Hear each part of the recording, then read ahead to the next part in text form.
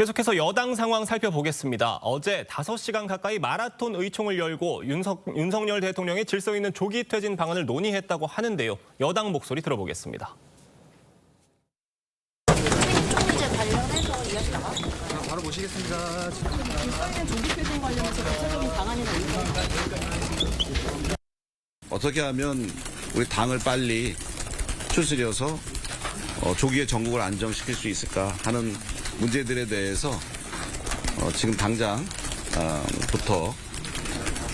회의를 통해서 여러 가지 사항들을 점검하고 지금 보신 것처럼 한동훈 대표는 좀 말을 아끼는 모습이었고요. 어제 의총에서 질서 있는 조기 퇴진에 대해서는 공감을 하는 분위기인데 퇴진 시점을 언제로 정하느냐를 놓고는 또 친윤계 간 입장이 갈렸다고 합니다. 그렇죠. 아니 퇴진 시점은 결국 퇴진의 방식과도 연결이 되는 거죠. 예를 들어서 하야한다고 그러면 그건 뭐 한 달 내로 즉각 이루어질 수 있는 일이고요. 아니면 뭐 임기 단축 개헌 뭐 야당에서도 사실 그 얘기를 한 적이 있습니다만은 그쪽으로 간다면 적어도 2016년 6월 지방선거 때 함께 그 대선을 치르는 방안 이렇게 되면 앞으로 한 1년 6개월 이상이 남아 있는 거 아니겠습니까? 그러니까 시점과 방식이 그 사실은 이렇게 서로 엮여 있는 거죠. 네. 그런데 지금 1년 6개월 뒤에 그 임기 단축 개헌 그게 뭐 그 국가의 미래와 관련해서는 바람직한 방향이라고는 하지만 아마 지금 현재 국민적 정서나 이런 것들을 감안하면 거기에 동의하는 국민이 그렇게 많지 않을 가능성이 있어요. 그렇기 때문에 그렇다면 이 로드맵을 제시했을 때 국민들로부터 반발이 일어날 가능성이 있죠. 이런 것도 감안이 돼야 되고 그다음에 또 하나 특히 이재명 대표는 지금 뭐 당장 그 뭐 하야하거나 뭐 여하튼 대선을 그 몇 개월 내로 그 치러야 한다 이런 입장이잖아요. 네. 이재명 대표가 또 완강하게 그 반대를 하게 되면 이게 그 성립이 안 될 가능성도 대단히 높거든요. 그렇게 되면 결국 남는 거는 탄핵밖에 없는 이런 상황이 될 가능성이 높기 때문에 아마 비상의원총회를 하더라도 거기서 하나로 의견이 모아지기는 쉽지 않았을 거고 이제 그런 것들을 쭉 모으고 그다음에 주변의 여러 가지 의견들을 종합해서 이제 이양수 단장이 오늘 한동훈 대표한테 보고를 하면 한동훈 대표가 그 중에서 이제 한두 개 정도를 이제 앞으로 전국 안정 방안으로 제시할 텐데 그 경우에도 아까 말씀드렸듯이 야당의 동의, 국민 눈높이 뭐 이런 것들이 대단히 중요하기 때문에 아마 한 오늘 내일 사이 그러니까 14일에 윤석열 대통령 탄핵소추안을 다시 표결에 붙인다고 했잖아요. 그러니까 그 전에 어떤 형식으로든 여당의 안은 나올 것이고 그에 대한 야당의 반응도 나올 것이다. 그런데 합의는 이루어지지 않을 가능성이 대단히 높다 이렇게 봅니다. 결국 국회가 설득돼야 한다는 말씀이시죠? 아니 이제 그 지금 국회 자체가 사실은 이재명 대표가 이끄는 민주당 아닌가요? 예. 워낙 압도적이기 때문에. 그래서 아마 이재명 대표는 탄핵 외에 다른 방안을 선호하지 않을 겁니다. 조기 퇴진에 대한 시기와 방법에 대해서 일단은 국민의힘 안에서는 굉장히 경론이 벌어지고 있는 상황인 것 같은데 지금 말씀해 주셨듯이 결국은 야당의 동의 아니겠습니까? 야당의 동의를 얻기 위해서는 로드맵에 어떤 게 좀 담겨야 된다고 보세요? 야당과 국민의 동의를 얻으려면요. 일단 기본적으로는 대통령의 직무 정지를 어떻게 시킬 건지에 대한 명확한 로드맵이 있어야 돼요. 왜냐하면 국민들 입장에서는 아니 자국민에게 총구리를 들이댔다는 내란 범죄 피의자잖아요. 지금 입건이 돼 있으니까. 그러면 그 대통령이 그 권한과 권력을 가지고 어떤 일을 할지 모른다는 불안을 아직도 가지고 있는 겁니다. 그런데 야당이 특히 그렇겠죠. 그런데 직무정지 방안이 없이 만약에 로드맵에 나온다? 받아들이기 어려울 거고요. 그러면은 직무정지가 된 후에 또 질서 회복 방안은 어떻게 될지 이것도 이제 로드맵이 나와야 되는 거죠. 그것도 뭐 조기 퇴진에 의한 방식이냐, 뭐 하야에 의한 방식이냐, 탄핵에 의한 방식이냐 여러 가지를 통해서 다음 선거로 어떻게 갈지 이런 게 나와야 되는데 그 질서 회복 방안도 구체적으로 나오지 않는다면 야당 입장에서는 아예 그거를 쳐다볼 이유도 없는 안이 되겠죠. 네. 최진영 변호사님 보시기엔 어떻습니까? 결국 지금 국민의힘 내부에서 퇴진 시기와 방식을 놓고 의견이 아직 하나로 모아지지 않은 상황이거든요. 사실 친윤계와 친한계가 머리를 맞대도 모자랄 상황에 싸우고 있다 이런 지적도 나오고 있습니다. 그렇습니다. 저 또한 그 답답하고 어떻게 보면은 황당하고 그러한 마음이 가지고 있는데요. 말씀하신 것처럼 지금 현재 상황으로서는 당론으로서의 어떤 탄핵 반대 입장에 대해서는 변화가 없다고 합니다. 실질적으로 어제 있었던 그 의원 총회에서도 이 당론을 변경해야 된다는 그런 구체적인 목소리는 나오지 않았다고 하는 것이죠. 특히 말씀하신 것처럼 대통령과 가까운 친윤계 입장 같은 경우에는 적어도 탄핵은 절대 안 된다라는 입장에는 분명한 것 같습니다. 다만 친한계를 중심으로 해서 지난번에도 그 당론으로 이 입장조차도 하지 않겠다라고 했지만 그 김모 의원 같은 경우에는 실질적으로 그 본회의당에 가서 투표를 했지 않습니까? 예. 그렇게 하면서 만약에 이제 앞으로의 어떤 구체적인 일정이 나오지 않을 경우에는 탄핵에 대해서 찬성할 수도 있다라는 그런 개별적 의원의 목소리가 나오고 있고 특히 말씀하신 것처럼 구체적인 어떤 로드맵이 딱 떨어지게 국민들을 설득할 만큼 나오지 아니할 경우에는 현실적으로 봤을 때에도 결국 현재 지방 어떻게 보면 지역구 국회의원들 같은 경우에는 더더욱더 탄핵에 찬성하지 않을 수 없는 그런 압박이 가해질 가능성이 높죠. 그렇기 때문에 이번 주가 어떻게 보면 전국으로 가는 어떤 로드맵의 분수령이 될 가능성이 높지 않을까 예측합니다. 네, 이번에는요.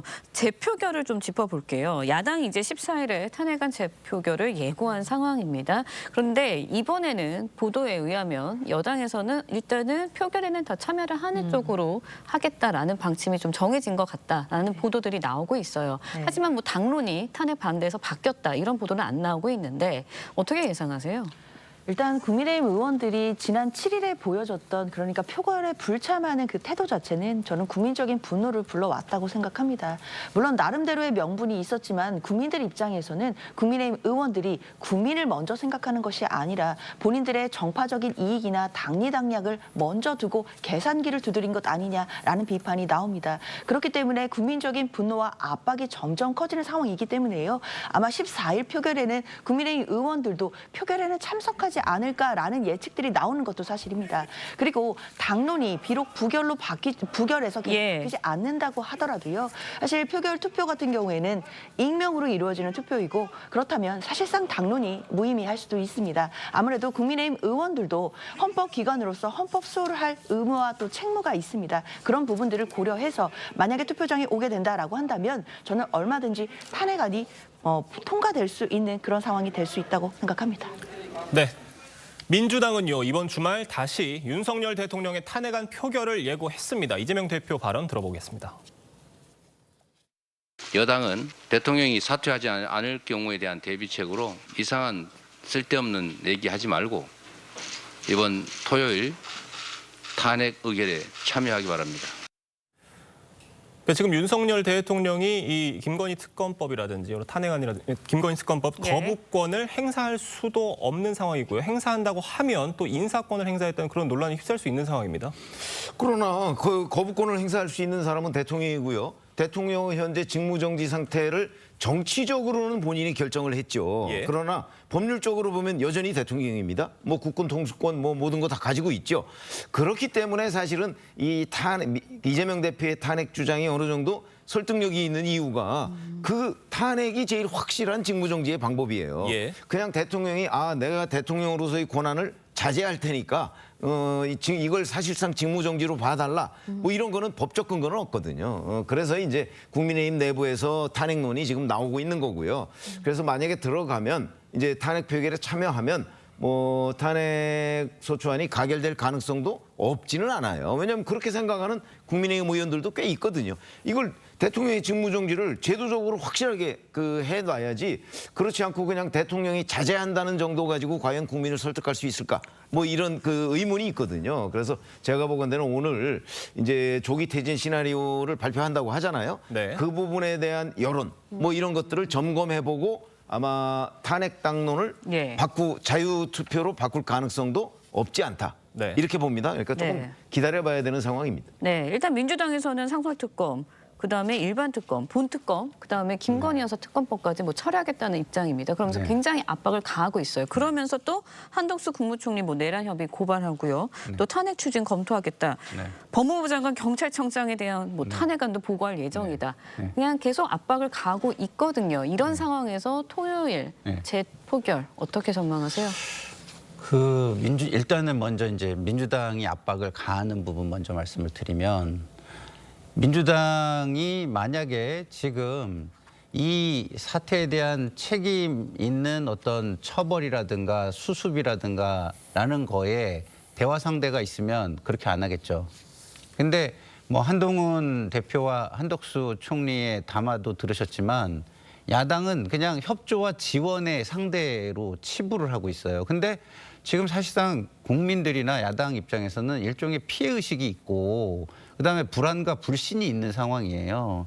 근데 그거를 뭐 소통이 됐든 아니면 함께 미래를 논의하는 게 됐든 그런 것들을 보여주지 않는 상황에서 이런 불안과 불신을 해소할 수 있는 방법을 계속 찾아나가는 거니까 계속 압박을 할 수밖에 없는 거고요. 왜냐하면 지금 어떻게 사태가 수습이 될지에 대한 게 비전이 하나도 안 보이잖아요. 로드맵도 없고. 그런 상태에서 이걸 야당 입장에서 어떻게 그냥 가만히 놔둡니까? 국민 입장에서도 그렇고. 국정 마비에 대한 지적도 있거든요. 국정 마비는 이미 거의 된 거나 다름이 없죠. 그거를 그런 식으로 뭐 얘기한다는 거는 무책임한, 저는 지금 여권과 이 정권의 이야기라고 생각해요. 자기들이 국정 마비 사태를 지금 만들어 놓고서 어디에 그런 책임 같은 걸 이야기를 합니까? 그건 말이 안 되는 거고, 그렇기 때문에 국민의 분노가 있는 거고, 그게 보이지 않기 때문에 불안과 분노가 커지고 있는 거고, 그렇다고 한다면 탄핵 표결에 있어서 국민의힘 의원들은 지난번보다 훨씬 더 흔들릴 가능성이 있다. 저는 이렇게 생각합니다. 네,